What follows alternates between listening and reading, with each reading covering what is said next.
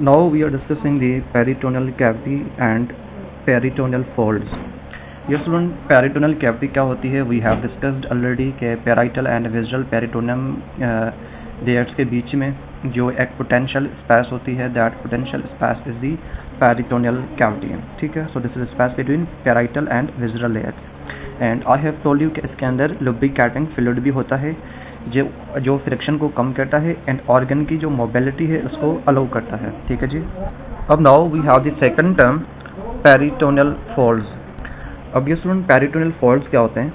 जो हमारी पेरिटोनियम है ना, जब एक ऑर्गन से दूसरे ऑर्गन की तरफ मूव करती है, जब एक ऑर्गन से दूसरे ऑर्गन की तरफ रिफ्लेक्ट होती है, ठीक है, सो इसकी रिफ्लेक्शन को हम कहते हैं पेरिटोनियल फोल्ड. ओके जी. तो जब पेरिटोनियम वन ऑर्गन से दूसरे ऑर्गन की तरफ रिफ्लेक्ट होती है या वन ऑर्गन से हमारे पोस्टीरियर एब्डोमिनल वॉल की तरफ रिफ्लेक्ट होती है, तो इसकी रिफ्लेक्शन को हम कहते हैं पेरिटोनियल फोल्ड. क्या कहते हैं इसको हम कहते हैं पेरिटोनियल फोल्ड. ठीक है जी. अब सबसे पहले जो हमारे पास पेरिटोनियल फोल्ड है, that is the mesentery. Mesentery is very important. Later on हम इसको बहुत डिटेल में पढ़ेंगे. ठीक है.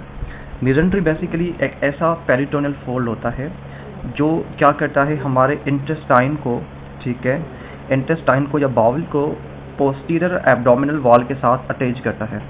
अगर हम इस डायग्राम में देखें, सो यू कैन सी हियर कि दिस इज द मीजेंट्री एंड ये क्या कर रही है, ये हमारे एब्डोमेन को पोस्टीरियर एब्डोमिनल वॉल के साथ और हमारे इंटेस्टाइन को पोस्टीरियर एब्डोमिनल वॉल के साथ अटैच कर रही है. ठीक है जी. So that is the mesentery which is attaching our intestine to posterior abdominal wall. And ये जो मीजेंट्री होती है, this is passing blood vessels and nerves. ठीक है जी. तो सब ब्लड वेजल्स एंड नर्व्स दोनों पास आउट होती हैं. Then we have the second peritoneal fold that is known as omenta. अब जो हमारे ओमेंटा होते हैं ना, ये दो टाइप के होते हैं. हमारे पास एक होता है ग्रेटर ओमेंटा, देन दूसरा होता है हमारे पास लेसर ओमेंटा. तो हम उनको इसी तरह पढ़ रहे हैं. ठीक है. ग्रेटर ओमेंटा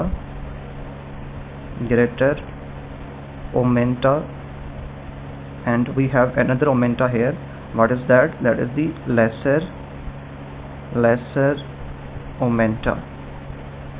अच्छा. अब सबसे पहले अगर हम ग्रेटर ओमेंटा को डिस्कस करें, जो हमारा ग्रेटर ओमेंटा है ना, ये हमारे पेरिटोनियम का एक बहुत बड़ा फोल्ड होता है. ठीक है. This is the very large fold of the peritoneum and this is containing the apron like shape. इसकी एप्रॉन की तरह शेप होती है. This is apron like shape and greater omenta run करता है from stomach to the anterior side of the intestines. ठीक है. ये रन करता है from stomach to the anterior intestines. It can be small and large intestine. ठीक है. सो stomach से हमारे इंटेस्टाइन की तरफ जा रहा होता है हमारा ग्रेटर ओमेंटा. ठीक है. एंड ये जो ग्रेटर ओमेंटा होता है ना, आप यहाँ पे देख सकते हैं, दिस इज अवर ग्रेटर ओमेंटा. इसके अंदर बहुत ज़्यादा फैट स्टोर होती है. ग्रेटर ओमेंटा के अंदर बहुत ज़्यादा फैट स्टोर होती है. ठीक है. इसलिए इस ग्रेटर ओमेंटा को हम एक और नाम भी देते हैं. The greater omenta is what? This is the major fatty portion of the abdomen. Okay. So greater omentum को हम और क्या कहते हैं? इसको हम कहते हैं fatty portion of the abdomen. Fatty portion of abdomen. Okay. अच्छा. ये जो हमारा ग्रेटर ओमेंटा है ना, ये फैट को स्टोर करता है, तो ये फैट का स्टोर हाउस है. ठीक है. इसका और काम क्या होता है? ये एब्डोमिनल ऑर्गन्स को थोड़ी सी यहाँ पे प्रोटेक्शन दे रहा है. ठीक है.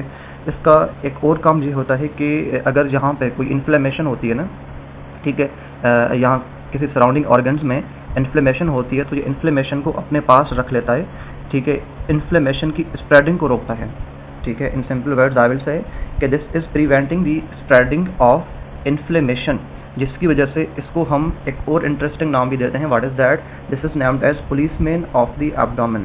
Policeman of the abdomen. Because अगर यहाँ पे कोई इन्फ्लेमेशन होगी, so this will do what, this will localize that inflammation, उसकी स्प्रेडिंग को रोकेगा, ग्रेटर मोमेंटम, ठीक है। That's why this is named as policeman of the abdomen, okay. Then we have the next momentum, that is the lesser momentum. This is a minor kind of momentum, not much very important. This is doing what, ये हमारे stomach and duodenum के जो है ना पहले part को, ठीक है, फर्स्ट पार्ट जो ड्यूडिनम का होता है, वैसे तो ड्यूडिनम बहुत छोटा है 25 सेंटीमीटर इन लेंथ, बट फिर भी उसका जो पहला पोर्शन है, ठीक है, उसको एंड साथ में स्टमक को कनेक्ट करता है with the liver, okay. So you can see here this is your, I will say stomach, okay. Then आपके स्मॉल इंटेस्टाइन का जो पहला पोर्शन है ड्यूडिनम, इसको कनेक्ट करता है with the liver, this is your liver. So liver के साथ stomach and first part of duodenum को कनेक्ट करना, this is function of what, this is function of the lesser momentum. So lesser momentum connect stomach and duodenum, stomach and duodenum with our liver, ठीक है जी। Then we have the peritoneal ligaments. Peritoneal ligaments जो हैं, these are also the reflections of the peritoneum, and ये क्या करते हैं, two abdominal structures को with each other connect करते हैं, ठीक है। and यहाँ पे in this diagram you will see mesocolon also, ठीक है, sigmoid mesocolon. This is again the I will say peritoneal fold, and this is doing what, ये हमारे कोलन को posterior abdominal wall के साथ connect करता है, ठीक है। so कोलन को with posterior abdominal wall कौन सी चीज कनेक्ट करती है, कौन सा फोल्ड कनेक्ट करता है, that is the mesocolon. That is not written here in this slide, but आपके डायग्राम के अंदर ये मेंशन है। So that is about the peritoneal cavity and folds, okay. अच्छा dear student, now in this slide there is explanation about the structure of mesentery. क्या mesentery की structure कैसे होती है हम डायग्राम में देखेंगे, बट पहले आप समझो वंस अगेन कि हमारी मेसेंट्री क्या है। This is a continuous double layer of peritoneum. ये पेरिटोनियम का डबल लेयर्ड स्ट्रक्चर है जो सस्पेंड करती है ऑर्गन्स को फ्रॉम पोस्टीरियर एब्डोमिनल वॉल, या ऑर्गन्स को पोस्टीरियर एब्डोमिनल वॉल्स के साथ अटैच करती है। And I have told you already कि मेसेंट्री अटैच करती है हमारे स्मॉल इंटेस्टाइन को विद पोस्टीरियर एब्डोमिनल वॉल, ठीक है जी। इसके क्या की फीचर्स हैं ये student, this is the neurovascular conduct. It means that इसके अंदर हमारे पास वैस्कुलर एंड न्यूरल स्ट्रक्चर्स गुजर रही होती हैं, like as we have mesenteric arteries, mesenteric veins, autonomic nerves and lymphatics which are related to the bowel, ठीक है। these are passing from this you can say neurovascular structure, ठीक है। अच्छा, इसके रूट की अटैचमेंट क्या होती है, रूट क्या होता है इसका, ये स्टूडेंट मेसेंट्री का वो पोर्शन जो पोस्टीरियर एब्डोमिनल वॉल के साथ अटैच होता है, that is the root of the mesentery. And root जो है वो एक्सटेंड करता है ओब्लिकली फ्रॉम ड्यूजिनल फ्लेक्सर से लेके राइट सैक्रोइलियक जॉइंट की तरफ। एंड इसका रूट बहुत छोटा होता है, 15 सेंटीमीटर होता है, ठीक है। अब अगर हम इस डायग्राम में देखें जी student, so in this diagram ये आपको बाहर बड़ा सा लूप नजर आ रहा है। This is your large intestine. ये हमारा क्या है, ये हमारा लार्ज इंटेस्टाइन है। लार्ज इंटेस्टाइन के अंदर you can appreciate here this is what, this is the small intestine जो प्रॉपर्ली शो नहीं किया गया इस डायग्राम के अंदर, ठीक है। एंड इसके अंदर आप डिफरेंट काइंड ऑफ आर्टरीज देख सकते हैं। This artery which I am highlighting in the green colour, this is the superior mesenteric artery, जिसको SMA भी कहा जाता है आमतौर पे। क्या कहा जाता है, SMA, superior mesenteric artery. This is the branch of abdominal aorta. And इसकी डिफरेंट ब्रांचेज होती हैं, like as we have middle colic artery, right colic artery, iliocolic artery, jejunal and iliac arteries, all are the branches of the superior mesenteric artery। and ये arteries क्या करती हैं, अपने respective parts को blood supply कर रही होती हैं। superior mesenteric artery का एक general function ये होता है कि ये हमारे small intestine को blood supply कर रही होती है। then इसकी जो branches हैं, they have specific functions like as jejunal and iliac arteries supply करेंगी jejunum and ileum को, इलियोकोलिक आर्टरी ये इलियम एंड कोलन को, राइट कोलिक आर्टरी कोलन को सप्लाई करेगी, मिडिल कोलिक आर्टरी ये भी कोलन को सप्लाई करेगी, ठीक है जी। अच्छा, एंड अगर हम मेसेंट्री की ओवरऑल फंक्शन की बात करें कि मेसेंट्री का फंक्शन क्या होता है, ये स्टूडेंट इसका काम ये होता है कि जो इंटेस्टाइन को जो है ना मोबिलिटी जो है अलाउ करती है, ठीक है। This provides high mobility. Intestine को कहती है कि भाई यू शुड मूव आल्सो, आप मूव कर सकते हो, ठीक है। अगर आप मूव नहीं करोगे, अगर आप फिक्स रहोगे, तो इससे क्या होगा, इससे ये होगा कि जो हमारी पेरिस्टाल्सिस मूवमेंट है, सिग्मॉइड मूवमेंट है, ये सारी मूवमेंट्स जो है ना वो अफेक्टेड होंगे, ठीक है। सो दैट्स वाई ये इंटेस्टाइन को कहती है कि भाई यू शुड मूव, बट ये इसको कहती है कि भाई तुमने मूव करना है एक स्पेसिफिक रेंज के अंदर, ज़्यादा जो है ना हाई एक्सटेंट तक मूव नहीं करना है। एंड स्पेशली तुमने जो है ना मैकेनिकल वॉल्वस से बचना है। वॉल्वस में क्या होता है, इंटेस्टाइन की ट्विस्ट ट्विस्टिंग हो सकती है। एंड हमारी जो मेजेंट्री है ये इंटेस्टाइन को ट्विस्ट होने नहीं देती, बिकॉज अगर इंटेस्टाइन ट्विस्ट हो गया ना, अगर इंटेस्टाइन ट्विस्ट हो गया तो इसके अंदर जो हमारी ब्लड वेजल्स आ रही हैं, जो उसको ब्लड सप्लाई कर रही हैं, वो सही से ब्लड सप्लाई नहीं कर पाएंगी, वो कंप्रेस हो जाएंगी, कंस्ट्रक्ट हो जाएंगी। ठीक है, अगर इंटेस्टाइन को ब्लड सप्लाई नहीं होगी तो what will happen there will be the ischemia. ठीक है, तो दैट्स व्हाई मेजेंट्री जो है ना वो इस्कीमिया से प्रिवेंट करती है। कैसे कि ये इंटेस्टाइन को कहती है कि भाई तुमने ट्विस्ट नहीं होना, तुमने मैकेनिकल वॉल्वुलस वाली कंडीशन में नहीं जाना। Mechanical volvulus means the twisting of the small intestine, and जब मैकेनिकल वॉल्वुलस नहीं होता तो इंटेस्टाइन की जो है ना वो इस्कीमिक कंडीशन भी नहीं हो सकती। ठीक है, बाकी इसकी मोबिलिटी को अलाउ करती है। Within the range intestine can move, this movement is allowed by the mesentery. Okay जी, now in this slide what is explained, in this slide ये एक्सप्लेन किया गया है कि ड्यूरिंग एम्ब्रियोनिक डेवलपमेंट हमारा जो गट ट्यूब होता है वो कैसा होता है। ठीक है, वो कैसे अटैच होता है, कहाँ पे होता है, एंड ऑर्गन्स जो है वो अपनी फिक्सेशन वगैरह कैसे करते हैं। अच्छा, तो डियर स्टूडेंट अगर हम बात करें ना, जो हमारा प्रिमिटिव गट ट्यूब है, ठीक है, वो शुरुआत में अटैच होता है, सस्पेंड होता है फ्रॉम पोस्टीरियर एब्डोमिनल वॉल। ठीक है, शुरुआत में ये हमारे पोस्टीरियर एब्डोमिनल वॉल के साथ अटैच होता है, एंड इसको अटैच करके कौन रखता है, हमारी डॉर्सल मेजेंट्री इसको अटैच करके रखती है। ठीक है, एंड जो हमारा अपर गट होता है, ऊपर का जो हिस्सा होता है हमारे गट का, ठीक है, लाइक एसोफेगस वगैरह ये सारी चीज़ें, स्टमक वगैरह। ठीक है, सो जो अपर गट होता है इनके पास होती है वेंट्रल मेजेंट्री। क्या होती है, ventral mesentery, and ventral mesentery फिर आगे जाके क्या बनाती है, लेसर ओमेंटम एंड फैल्सीफॉर्म लिगामेंट। ठीक है डियर स्टूडेंट। अच्छा, यहाँ पे बताया गया है secondary retroperitonealization, what is its meaning कि डियर स्टूडेंट जब हमारा एम्ब्रियो डेवलप हो रहा होता है, ठीक है, तो क्या होता है कि जो पहले तो ये होती है ना कि हमारा जो एब्डोमेन है, एब्डोमेन में स्पेस कम होती है। ठीक है, स्पेस कम होती है तो इनिशियली जैसे हमारा इंटेस्टाइन वगैरह ये बनते हैं तो ये हमारे अम्बलाइकल कार्ड से निकल के बाहर आ जाते हैं, फ्रॉम दी अम्बलाइकस, नाभ से जो है ना वो बाहर आ जाते हैं। बाहर आने के बाद ये बाहर आते हैं ऑलमोस्ट 6 वीक्स में, 6 वीक्स में ऑलमोस्ट ये बाहर आते हैं। फिर 10th वीक में वापस जो है ना अपने एब्डोमिनल जो है ना कैविटी में चले जाते हैं, this is known as fixation, कि जब हमारे ऑर्गन्स वापस एब्डोमेन की तरफ जा रहे हैं निकलने के बाद, this is known as fixation. तो फिक्सेशन के बाद ये होता है कि कुछ ऐसे ऑर्गन्स हैं जो हमारे पोस्टीरियर एब्डोमिनल वॉल के साथ बिल्कुल फिक्स हो जाते हैं, उसके साथ बिल्कुल परमानेंटली अटैच हो जाते हैं। पहले वो शुरुआत में क्या होते हैं, शुरुआत में वो वाले ऑर्गन्स जो हैं वो गट के साथ अटैच होते हैं, वो शुरुआत में पोस्टीरियर एब्डोमिनल वॉल के साथ अटैच होते हैं with the help of dorsal mesentery. जैसे वो ऑर्गन्स एक दफ़ा अम्बलाइकल कार्ड में जाते हैं, फिर वापस आते हैं, वापस उनकी फिक्सेशन होती है, तो आफ्टर द फिक्सेशन क्या होता है कि वो ऑर्गन्स परमानेंटली अटैच हो जाते हैं हमारे पोस्टीरियर एब्डोमिनल वॉल के साथ।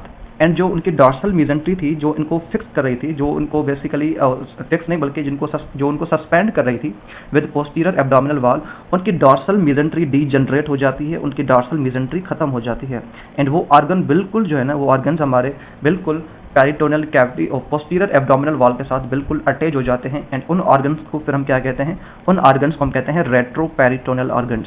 क्या कहते हैं, रेट्रोपेरिटोनियल ऑर्गन्स। ऐसे ऑर्गन्स जो कंप्लीटली हमारे पेरिटोनियल कैविटी के पिछली साइड पे जाके अटैच हो जाते हैं, उनकी मेजेंट्री जो है वो बिल्कुल डीजनरेट हो जाती है, आफ्टर द फिक्सेशन वो बिल्कुल फ्यूज हो जाते हैं। ऐसे ऑर्गन्स को रेट्रोपेरिटोनियल ऑर्गन्स कहते हैं, and this process is known as secondary retroperitonealization. तो यहाँ पे लिखा हुआ है during embryonic rotation certain organs are pushed against the posterior abdominal wall. कुछ ऐसे ऑर्गन्स हैं जिनको पुश किया जाता है against posterior abdominal wall, and उनकी मेजेंट्री फ्यूज हो जाती है एंड डीजनरेट हो जाती है, एंड वो ऑर्गन्स बिल्कुल हमारे पास रेट्रोपेरिटोनियल ऑर्गन्स बन जाते हैं। ठीक है, उनमें से हमारे पास पेनक्रास का हेड एंड बॉडी जो है this is considered as retroperitoneal.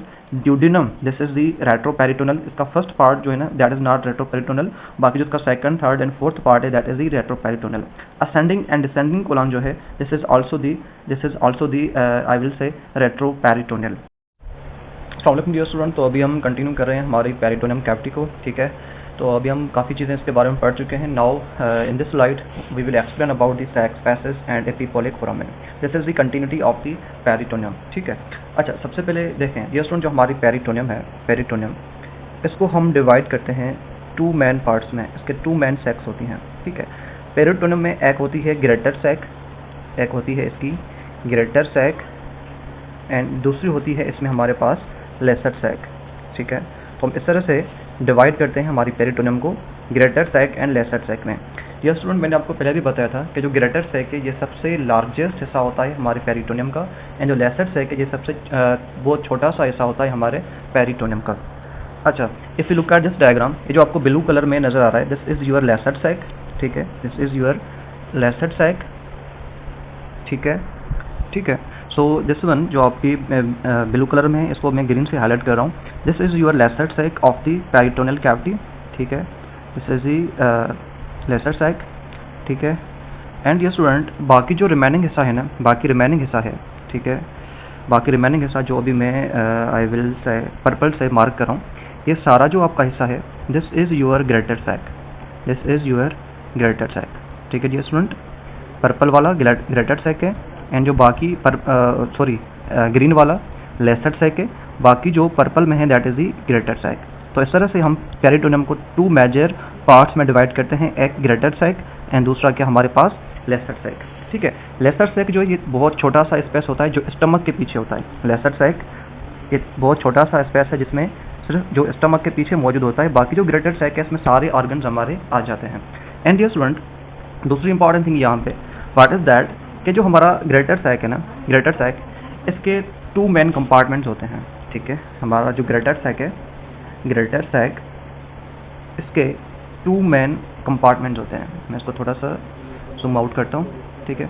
Greater sac को आप डिवाइड करते हो 2 मेन कंपार्टमेंट्स में। एक होता है इसका कंपार्टमेंट जिसको कहते हैं सुप्राकोलिक कंपार्टमेंट, सुप्राकोलिक कंपार्टमेंट, ठीक है। इसका जो दूसरा कंपार्टमेंट होता है हमारे पास, that is the infracolic compartment, that is the infracolic compartment. ये दोनों कंपार्टमेंट्स किसके हैं? Both are the compartments of the greater sac. अब ये स्टूडेंट यहाँ पे देख सकते हैं आप, जो आपको रेड में नजर आ रहा है, दिस इज द सुप्राकोलिक कंपार्टमेंट, ठीक है जी। एंड ये स्टूडेंट मैं इसको थोड़ा सा रब करता हूँ, ठीक है। एंड जो आपको येलो कलर में नजर आ रहा है, ये येलो वाला, this is what, this is your infracolic compartment, this infracolic and this one क्या, सुप्राकोलिक कंपार्टमेंट। अब इनको कैसे डिफाइन करते हैं कि ग्रेटर सैक का वो पोर्शन जो ट्रांसवर्स कोलन के ऊपर होता है, जो ट्रांसवर्स कोलन के ऊपर होता है उसको हम कहते हैं सुप्राकोलिक, मींस ट्रांसवर्स कोलन के जो ऊपर होगा दैट इज द सुप्राकोलिक, एंड जो ट्रांसवर्स कोलन के नीचे होगा that is the infracolic compartment. अब दोनों कंपार्टमेंट के अंदर डिफरेंट ऑर्गन्स होते हैं। अगर हम सुप्राकोलिक कंपार्टमेंट की बात करते हैं तो इसमें हमारा लिवर आता है, इसमें हमारा स्टमक आता है, इसमें हमारी स्प्लीन आती है, इसमें हमारी गाल ब्लैडर आती है, ठीक है। एंड लेसर जो हमारा इंफ्राकोलिक कंपार्टमेंट है, इसके अंदर हमारा स्मॉल इंटेस्टाइन और लार्ज इंटेस्टाइन वगैरह आते हैं, ठीक है। And both are the parts of the greater sac, ठीक है। अच्छा जी स्टूडेंट, जो हमारी ग्रेटर सैक है एंड लेसर सैक है, दोनों कनेक्टेड होते हैं with the help of a foramen that is known as what, that is known as epiploic foramen. अब यहाँ पे आप देख सकते हैं कि ये आपको एक लेसर सैक नजर आ रही है, बाकी जो आपको ये पोर्शन सारा नजर आ रहा है this is the greater sac, and ये दोनों सैक्स जो है एक दूसरे के साथ कनेक्टेड है with the help of a foramen, जिसमें हम अपनी फिंगर डाल रहे हैं, ठीक है, जिसमें हम अपनी फिंगर डाल रहे हैं। This hole is what, this hole is the epiploic foramen, ठीक है, वो epiploic foramen. So epiploic foramen is connecting greater sac and lesser sac, ठीक है डियर स्टूडेंट। तो अभी हम यहाँ पे देख लेते हैं ग्रेटर सैक क्या है। This is the main extensive portion of the peritoneal cavity, okay.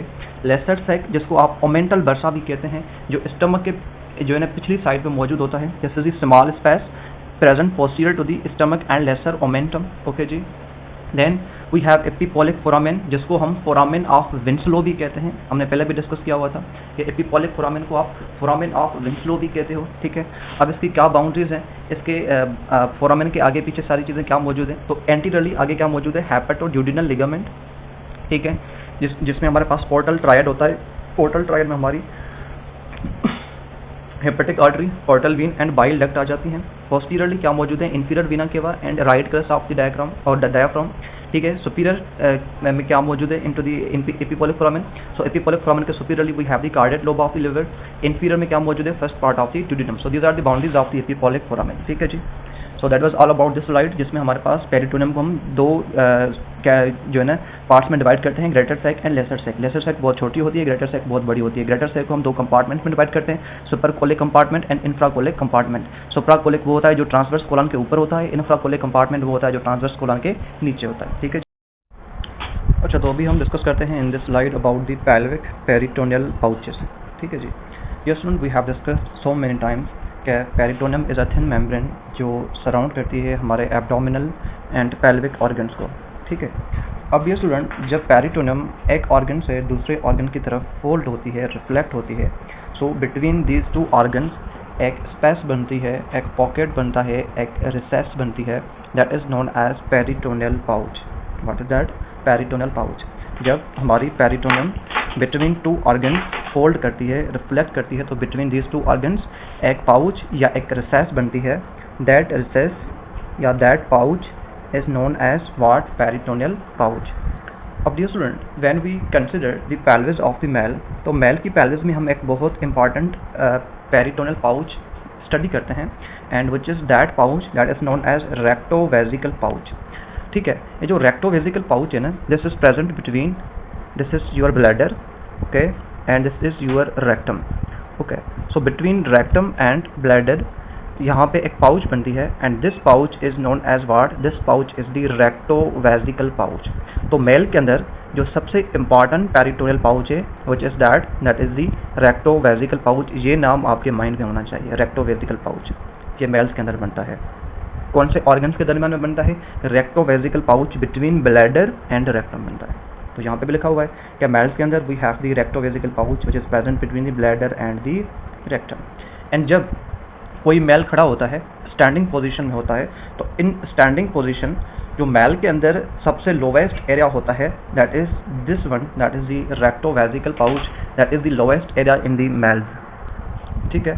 सो अच्छा, तो मेल्स के अंदर ओवरऑल जो अरेंजमेंट होती है वो क्या होती है? पहले हमारे पास ब्लैडर है, ठीक है, bladder, then we have rectum, ठीक है, and between the bladder and rectum we have the peritoneal pouch, and that is known as rectovesical pouch.